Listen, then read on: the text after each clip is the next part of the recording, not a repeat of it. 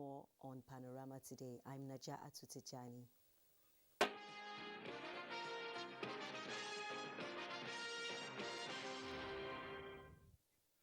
The National Security Council has expressed absolute confidence in the ability of the nation's armed forces and other security services to fully restore normalcy to Nigeria's security situation before the tenure of the Buhari presidency elapses. The National Security Advisor, Babagana Monguno, made clear this optimism after the Council's meeting, which was presided over by President Muhammadu Buhari. State House correspondent Adamu Sambo reports. President Muhammadu Buhari was unequivocal while addressing the nation's security chiefs early this year that he is not prepared to hand over a security-challenged Nigeria to his successor. Criminal elements undermining national security and stability, he said, be decisively dealt with in the language they understand.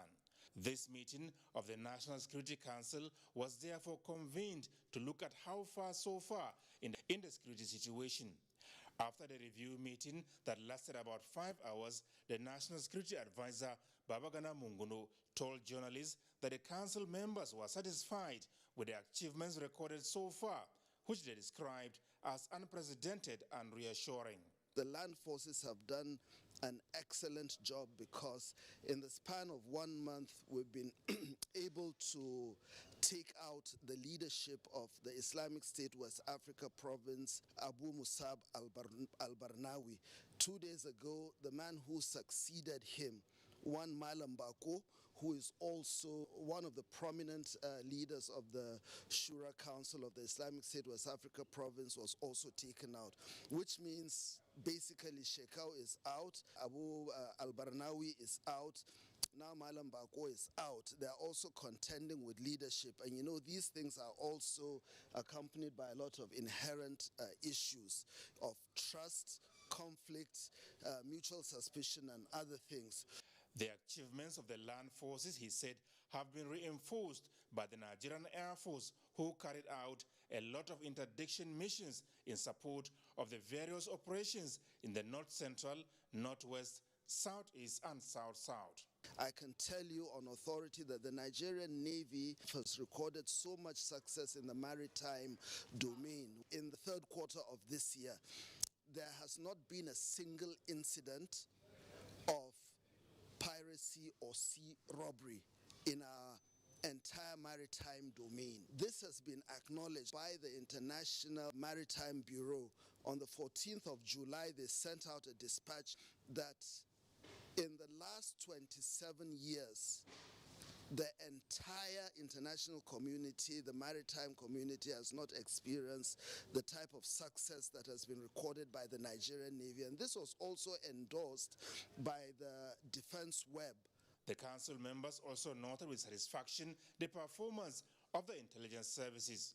Only 2 days ago, the DSS was able to apprehend and take in the successor of the notorious gangster in Benue State known as Ghana, Chekere Kefas Andofa. His other name is Azonto.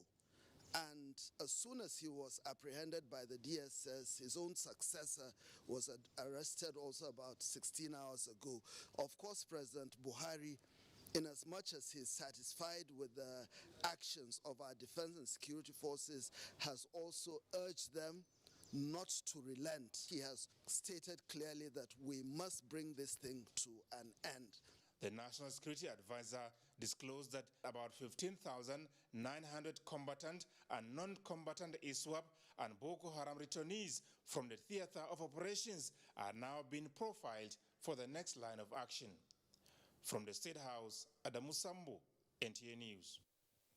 Meanwhile, President Muhammadu Buhari has directed the armed forces and other security services in the country not to leave anything to chance towards ensuring that the forthcoming Anambra governorship election is conducted peacefully and on schedule. Again, State House correspondent Adamu Sambo reports. Usually conducted on quarterly basis, the meeting of the National Security Council is now held virtually monthly in response to the challenges of security in parts of the country. At this latest engagement, attended by Vice President Emi Oshibanjo, several ministers, service chiefs, and heads of other security services, issues relating to the forthcoming Anambra governorship election were critically analyzed. As the election, scheduled for November 6, draws near, there are strong fears of uncertainty in the political environment following recent attacks on institutions of government as well as individuals by gunmen. But presiding over this meeting of the National Security Council, President Muhammadu Buhari directed the armed forces and other security services to do whatever it takes towards ensuring that the Anambra governorship election is conducted peacefully and that the votes of the electorate must also count. The president has directed that under no circumstances will anything be allowed to stop the elections from taking place successfully. The people have a right to vote. They have a right to select their leader, and no group or individual will be allowed to stimulate anarchy and chaos leading to murderous activities. The president has made it very, very clear that any action that is outlandish, any action that typifies roguery, the usurpation of the authority of the state is not going to be tolerated. And we want to assure the people of Anambra State and indeed all Nigerians that the government is committed to conducting that elections and it has to be free and fair. We are going to put every machinery in place to ensure that people are well secured, and we are going to dominate the place to ensure that this place is calm and quiet to provide for a free and fair elections, and that is the only way to ensure that we promote democracy and good governance in this country.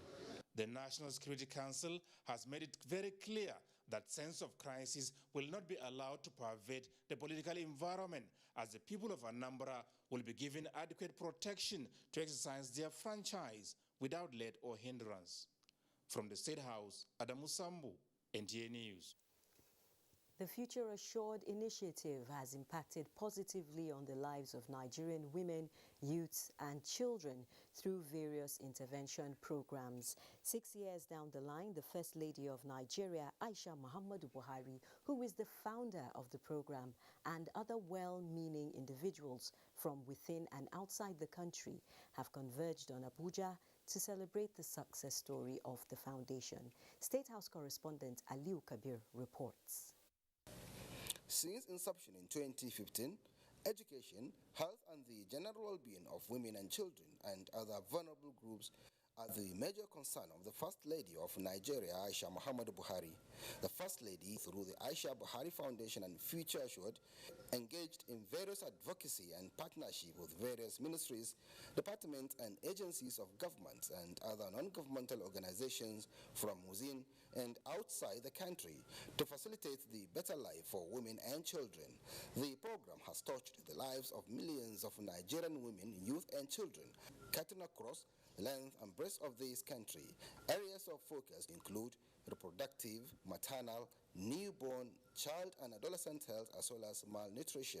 Other areas of great concern include educational intervention of women and youth empowerment scheme to alleviate their suffering, as well as the concern of the education of a girl child. For instance, the establishment of the maternity hospital in Daura, Katsina State, and Yola in Adamawa, as well as the Future Assured College in Maiduguri, and the tutorial classes for WAEC and NECO, and many other interventions across Nigeria, including the succor to the IDPs and the curfew of many reasons for celebration. Having achieved this milestone in 6 years, the First Lady is optimistic that more needs to be done, taking into cognizance the contribution of all stakeholders. The review of Future Assured activities is to provide more insight to the major achievements made over the years. My appeal, therefore, to partners and other stakeholders not to relent on efforts and support. Your commitment depends on how well we address the many concerns of women and children in our communities. especially the three focal areas that Future Assured has identified: health, education, and empowerment, and economic empowerment. And we agree with Future Assured's belief that all social indices can be influenced if the health, education, and economic status of the population are improved upon. Other stakeholders follow suit.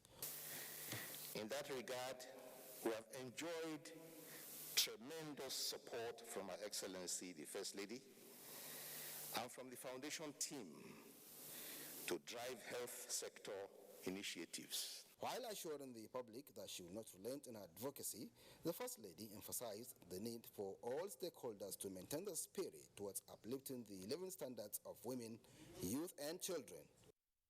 From the State House, Aliu Kabir, NTA News.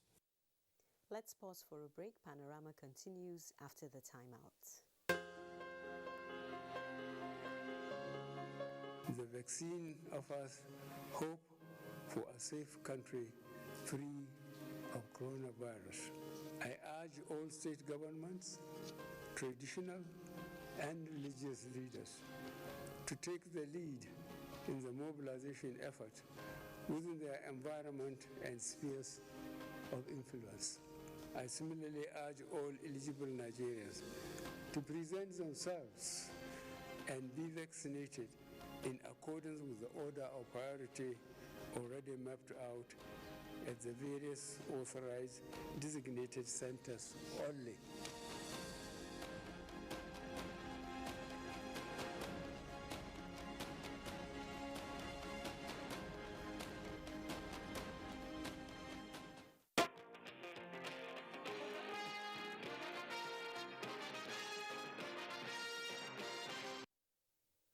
If you're just joining us, this is Panorama on the network service of the NTA. The Multinational Joint Task Force, MNJTF, is partnering other national security forces in its area of operation to enhance the elimination of remnants of terrorists hibernating in the Lake Chad region. A statement by the Chief of Military Information of the Joint Task Force in Jamena, Chad, Colonel Mohammed Doli, indicates that the force commander, Major General Abdul Khalifa Ibrahim, stated this while on operational visit to the Chadian Chief of Air Staff, Brigadier General Amin Ahmed Idris, at the headquarters Chadian Air Force, Jamena, Chad. The ongoing tour of strategic military and security formations in the region, Colonel Doli notes, is aimed at exploring support for the MNJTF operations and to stress the need to take advantage of the infighting and mass surrender of terrorists to eradicate terror activities in the area. Some unknown gunmen yesterday on Thursday evening attacked the Isialambano police station, Imo State, setting ablaze a part of the building. A statement by the police public relations officer, Michael Abatam, indicates that the armed bandits suspected to be members of the proscribed indigenous people of Biafra, IPOB, came in about 5 vehicles and 3 motorcycles and threw petrol bombs on the roof of the already damaged building while shooting indiscriminately. The attack, according to the statement, was however repelled by police operatives attached to the station who engaged them in gun battle. It states that the police operative who sustained gunshot injury was rushed to a nearby hospital for treatment. Meanwhile, the Senate Committee on Police Affairs has promised more legislative support to the Nigeria Police Force with hope that going forward, all internal security issues will be brought under control. This came up at the committee's oversight to the force headquarters and related ministries and agencies. Dayo Gunshola reports. Arriving into the warm reception of top officers of Nigeria Police and members of the Senate Committee on Police Affairs, the mission here is a fact-finding one. Based on the provision of the Constitution of the Federal Republic of Nigeria, which empowers the National Assembly to approve expenditure of any kind. So before we do that, we have to make sure that what we provided for in 2021 has been properly utilized. DIG, in charge of Criminal Investigation Department, Joseph Wegbunike, on behalf of the Inspector General of Police, believes that the ongoing reforms in the force is a product of the support enjoyed from the lawmakers. For me, it's a golden we succeeded. And over that, the National Assembly.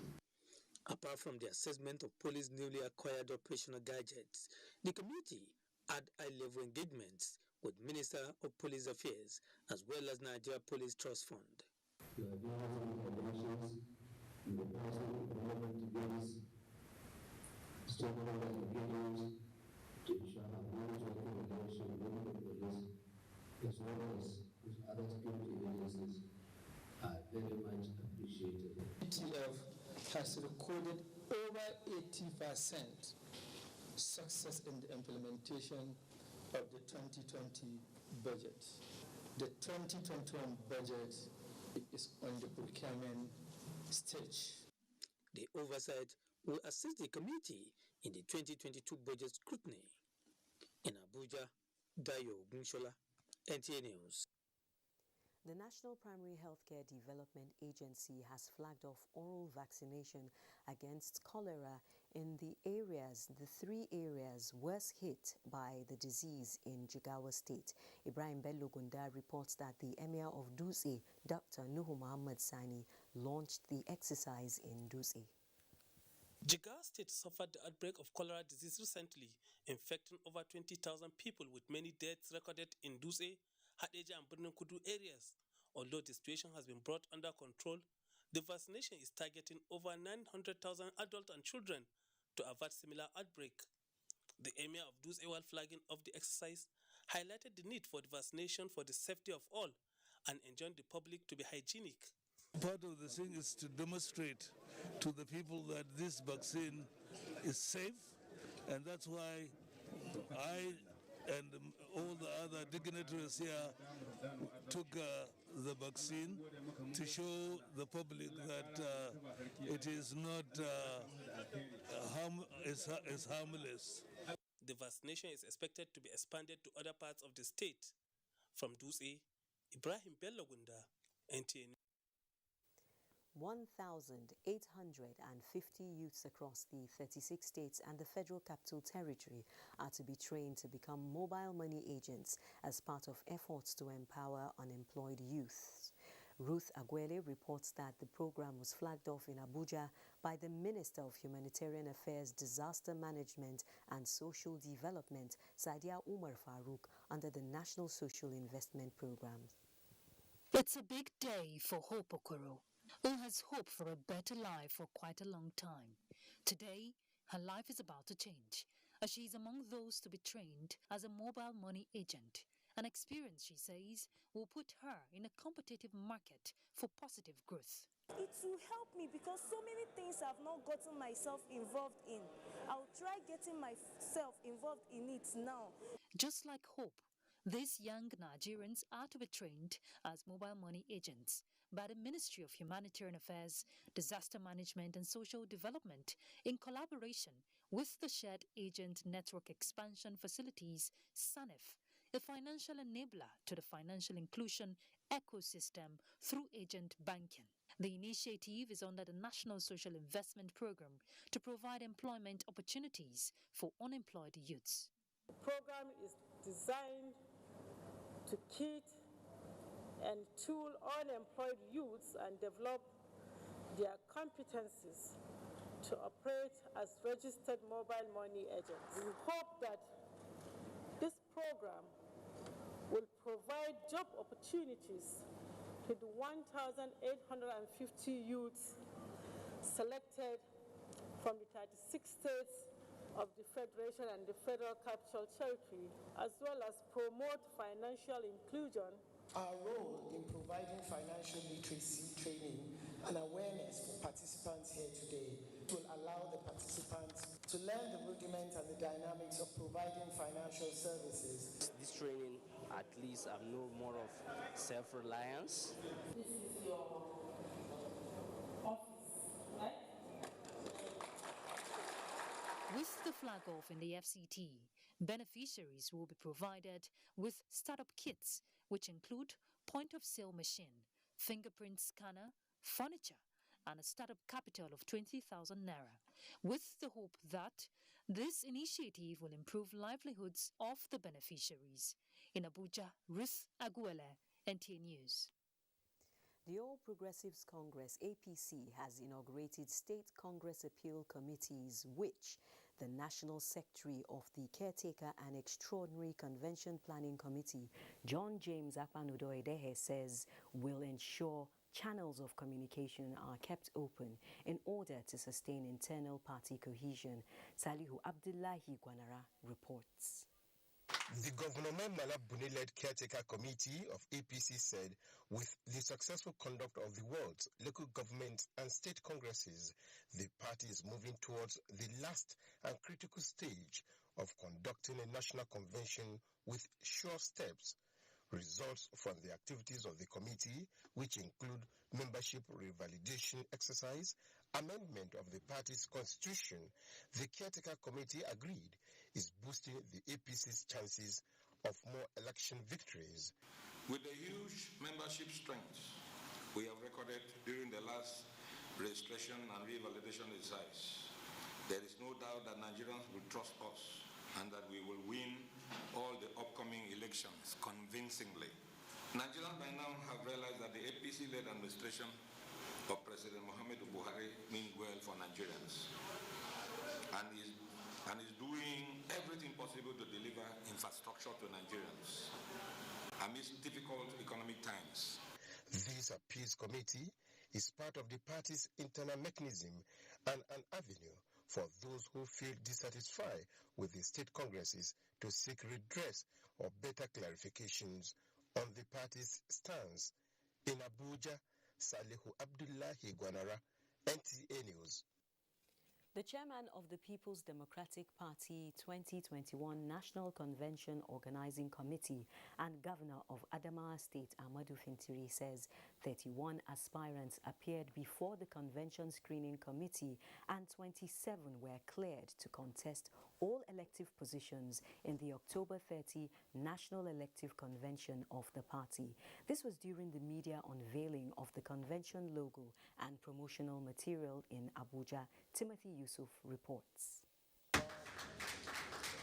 Chairman of the PDP 2021 National Convention Organizing Committee and Governor of Adamawa State, Ahmadu Fintiri, disclosed that ahead of the National Convention, the screening committee, chaired by former Attorney General and Minister of Justice Mohammed Bello Adoke, disqualified 3 aspirants from vying for positions in the National Working Committee. Those disqualified were Professor Wale Oladipo from Osun State, who expressed interest in the position of Deputy National Chairman South, Okemo Aro from Anambra, who expressed interest in the position of National Secretary, and Dr. Edi Olafeso from Ondo State, who expressed interest in the position of National Publicity Secretary. All these have been disqualified for reason that they took the party to court, and their intention also in the court was to stop the National Convention. So if you have taken the party to court without exhausting the internal mechanism of settling whatever grievances you have, and you try to stop the convention, the committee felt you cannot also enjoy from the convention. With delegates list still being compiled, not less than 4,000 delegates are expected to participate in the elective convention. We have to rewrite all the mistakes that we have committed in the past. Our leaders have agreed that we have made a mistake and they have apologized to Nigerians. The National Convention Organizing Committee Chairman, Governor Fintiri, enjoined the Publicity Subcommittee, chaired by the Governor of Edo State, Godwin Obaseki, that the time to come together is now, especially with the convention expected to chart a way forward for the PDP. Timothy Yusuf, NTA. And that report concludes Panorama. Thank you for watching, and do remember to continue supporting the NTA in the campaign against rape and rapists. I'm Najaa Atutujani. See you on Nationwide.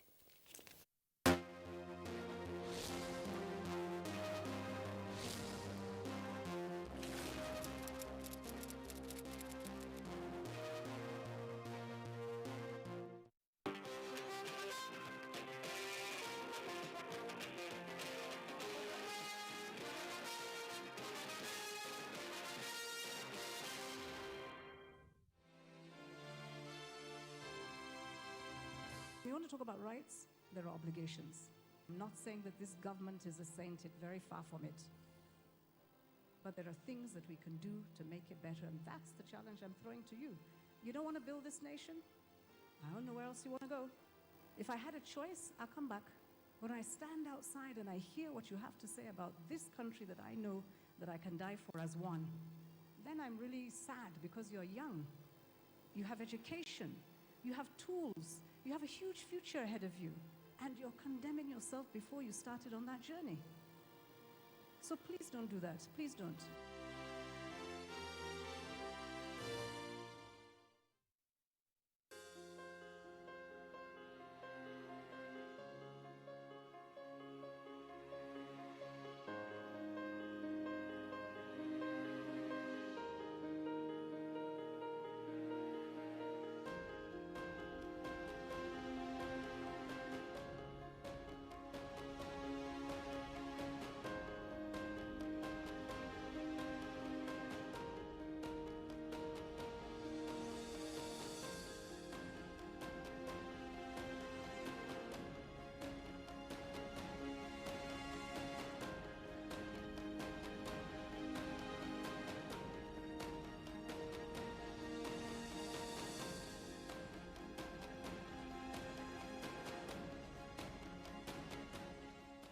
This vaccine is safe, and it has been certified safe and usable by NAFTA.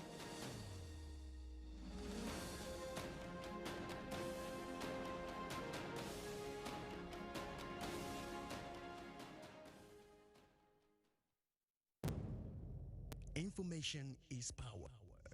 Everyone wants power. So feel powerful with the NTA News mobile app, the one-stop information center. Real news at your fingertip. Be the first to report by uploading first-hand information on the U-Report link, and be the first to know by simply clicking on any of the links on the sidebar for headlines, domestic and foreign news, economy, security, politics, sports, and more. Stream live on your smartphone and tablets and stay connected. It's pretty easy. Simply download NTA News app from your Google Play Store and you're good to go. NTA News mobile app, your access to real-time information.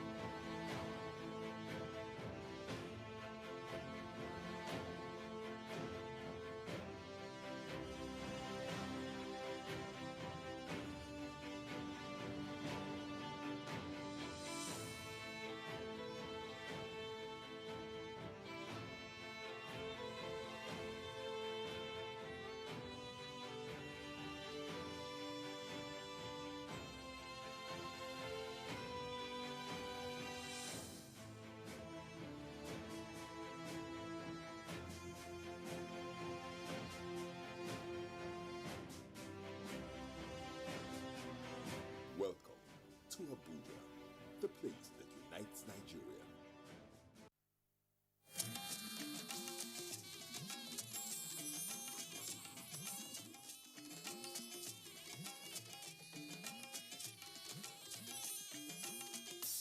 This is the network service of the NTA. Sheer adventurism is driving me to go deep into the Onyama mines. It is the biggest coal mine in the whole of South. Well, the coronation of the new Oni is a watershed in the history of the Yoruba land generally, and Ife in particular. Now, because they have a leader now, that will... Simply put, Gura is a beautiful countryside with awesome landscapes. If something differently would be done to the Nigerian textile industries, that our youth will be employed.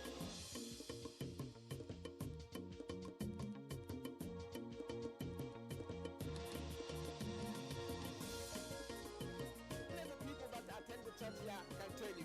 Service in Holy Arosa is in. We are taking a canoe tour of the communities on the bank of River Niger in Getso.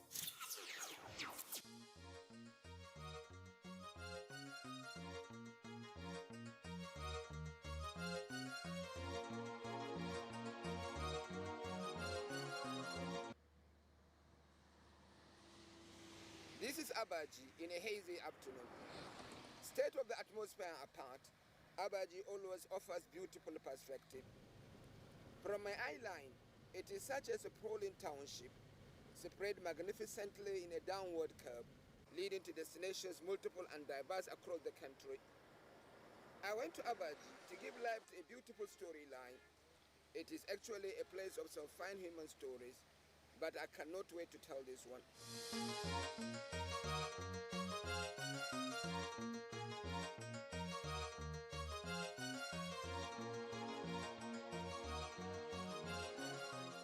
Late this year, Minister of State for the Federal Capital Territory, Dr. Ramatu Tijani Aliyu, commissioned a water treatment plan that will serve Abuja and several of its environs. It was a modest ceremony in which the Federal Capital Territory, Abuja Area Council, and the Office of the Senior Special Assistant to the President on Sustainable Development Goals are the major players. This ceremony, modest as it were, has significant symbolism that is destined to change an important history of Abuja forever. It has really been a hectic job, and we have been on this thing right from 2010. And today, to the glory of God and to the service of humanity, we are seeing the project coming to fruition, and people are benefiting from it. 10 years. Yes. This is a story of toil, perseverance, vision, and eventually success by three important arms of government.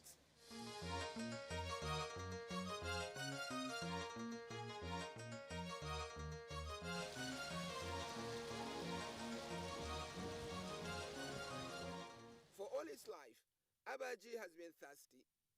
This is not a metaphor.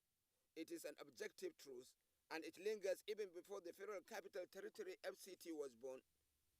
With the reality of the FCT, the geographical entity now identified as Abuja Area Council has in all its history been short of water throughout its life. The Abuja town itself is a major route of a perennial river, the River Uka, which the people exploit on a large scale. Yet, it has no certification of hygiene and potability, and it's not accessible to all. Truly, it has been a very huge challenge. Very huge challenge. Before now, many of the residents relies on water from Uka, Ashara, which hygienically is not good for our health. But with this scheme, I am very, very sure that water problem is going to be a thing of the past. Concerns have not been uncommon that most development projects in the FCT are concentrated in the federal capital city of Abuja, to the disadvantage of the area councils. It is the dream of the founding fathers of the FCT, however, that development initiatives should cut across all the territory to such a degree that no part should feel alienated. Part of the wisdom is to reduce over-concentration of migration into the federal capital city, reduce incidences of security violations and health hazards, and to spread wealth and allow for better governance. I always want a project that will go direct to the communities. Personally, I will always want it. So any project that is not elitist, I always go for it. Because that is where you will see the result, and that is where you will see that you have touched somebody's life directly. As much as those facts are clear enough, even in the FCT, Abuja holds strategic importance. By land, it is the first point of contact by anyone coming to the FCT from most parts of the southern fringes of the country. It is the first impression you have of the FCT. It helps that it manifests all the necessary environmental and economic characteristics of especially Abuja. On the flip side, Abuja is also the last frontier of the FCT for anyone going south from most parts of northern Nigeria. Whatever is happening to the area council in the FCT today in terms of development initiatives, there is always a resolute concern by the Federal Capital Territory Administration (FCDA) to reach out to all the area councils with the project that will impact on their lives and bring them online with the dreams of what the FCT should symbolize. In the year 2009, there was a lifeline to provide sustained water supply to Abuja and its environs. Mobilizations were made to set the project on track. The project is actually conceived under the MDGs program. At that time, we had this conditional grant scheme program that was supposed to access some funds from the federal government, which the FCT participated. And the fund was supposed to address 4 principal projects: poverty alleviation, health-related programs, then issue of water and sanitation. Then there are some cross-cutting issues, which has to be capacity building. So specifically, the Abuja water you're talking about was to address Goal 7, which is environmental sustainability. The resolution to have a comprehensive water supply scheme in Abuja and environs was a masterstroke. It came at the heels of prior attempts by governments and organizations to get the taps running there. They invariably failed to deliver. In fact, Abuja and many of its environs are a picture of overhead tanks, which are products of failed boreholes. Somehow, all previous attempts to get boreholes up and running in the area went short of expectation. Projects under MDGs have value that must be met. In Abuja, their water projects under a tripartite agreement with the FCDA, Abuja Area Council, and the Federal MDG Office. Then, when it was conceived to meet the MDG Goal 7, Target 3, that's to ensure environmental sustainability. That's the MDG Goal 7. That was when, and the Target 3 is to provide access water and sanitation to the communities. Now it is SDGs. Okay. Yeah, and the still development goals to sustainable development goals. And even at the sustainable development goals, we are still looking at water, issue of water, because Goal 6 talks about clean water in the sustainable development. When the Abuja water project took off in 2010, the perspective was to build boreholes across significant sections of the town and its environs. Pipelines from previous water works in the area were connected to the boreholes in many situations. It was a disaster. Abuja town was flooding with leaked boreholes. At any rate, in the long run, the borehole turned out to be not prolific. The terrain in Abuja and environs is too prohibitive to support any long-term plan for a water borehole. The few ones we drilled do not last more than 6 months. They will carve in after the community start using it. Then, initially, we were talking about flushing, but later we discovered it is not just flushing. Inside underground, it carves in. At the depth, sometimes in Abuja, you have to go about 80 meters, 100 meters, 120 meters. In fact, in Nuku, there was one we drilled up to 140 meters. We got water, but it didn't last long. So that just gives us an idea that, look, borehole can't work. This setback gave rise to a phenomenal break. For 5 years, the project could not go on. Some partners in the project agreement were apathetic. The funding, because initially when we started the concept, because of we had a stakeholders engagement between us, the project support unit of the MDs of the FCT, the Abuja Area Council itself, and the FCT Water Board. Yes. So we had this tripartite arrangement where we can fund the project because it's a massive project. But along the line, FCT Water Board and Abuja Area Council couldn't come up with funding. So that affected the implementation of the project. So we had to go back subsequent years looking for funds. And these funds from the national MDGs is very competitive. People are looking for it. We are not the only people. We are not the only people looking for it. So it took serious intervention of the FCT administration. And when the new SSA to the president on MDGs came in too, she saw the magnitude of the project and the need to complete the project. So she has to put in her words. This renewed interest brings back to life the Abuja and environs water project, and a new option was pursued. So eventually, when the real desire for Abuja to have water supply came, and when the idea was going to be muted and probably compared, Zirziba turned out to be the Sabio. Sequel to drillings of serious sequel of boreholes that were not prolific. So we take a study on this river And we found out that it should be sufficient for Abaji and its environs. So that's why we use this River Ocha to be the source of water supply to Abaji and its environs. River Ocha enjoys rich vegetation cover along its Abaji routes. As much as it is an eternal water body, community members in Abaji and several along its channels patronize it for their daily water needs. Potentially, however, it is the way out to Abaji's perennial water problem. It is a turnaround from the idea of a borehole to the need for a water treatment plant to end Abaji's water needs. When it was understood that River Ukia at the southern backyard of Abaji is the ultimate answer to the issue, the water treatment option was pursued in earnest.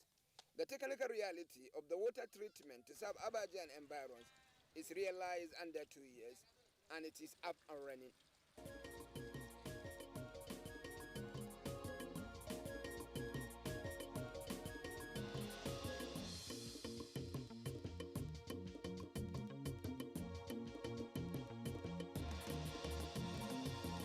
I took a tour of the critical sections of the water treatment plant, and it is heartwarming that it is promising.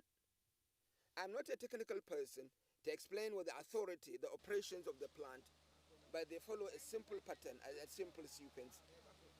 The river water is harnessed via underground pipes and through gravity is taken to a reservoir close by using pipes. The water is moved to the main plant from this point. The plant is not far from this reservoir. I have actually been conducted to areas where the treatment chemicals were applied and how the chemicals transform and interact with the water to the required state.